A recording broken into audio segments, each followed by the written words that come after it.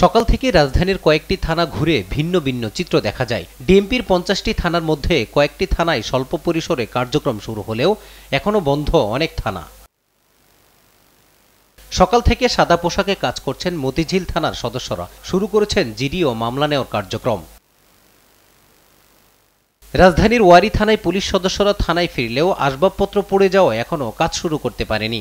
নিরাপত্তার দায়িত্ব পালন করছেন সেনাবাহিনী ও আনসার সদস্যরা। দ্রুতই সবাইকে নিয়ে কাজ শুরুর কথা জানালেন থানার দায়িত্বপ্রাপ্ত কর্মকর্তা। আমাদের যে লজিস্টিক সাপোর্ট ছিল কিছুই নাই, আমরা থানায় একটা কলমও নাই, সবকিছু দূর হয়ে গেছে।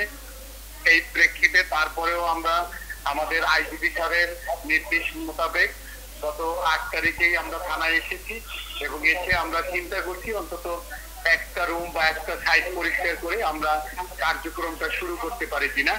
সেই লক্ষ্যে আমরা গত 8, 9, 10 তারিখে কিছু স্বেচ্ছাসেবী নিয়ে ছাত্রদের নিয়ে আমরা মিলে এলাকার গণ্যমান্য ব্যক্তি মিলে আমরা একটা সাইট পরিষ্কার করে আপাতত আমরা জিডিটা ওপেন করেছি এবং জিডির কার্যক্রমটা শুরু করেছি।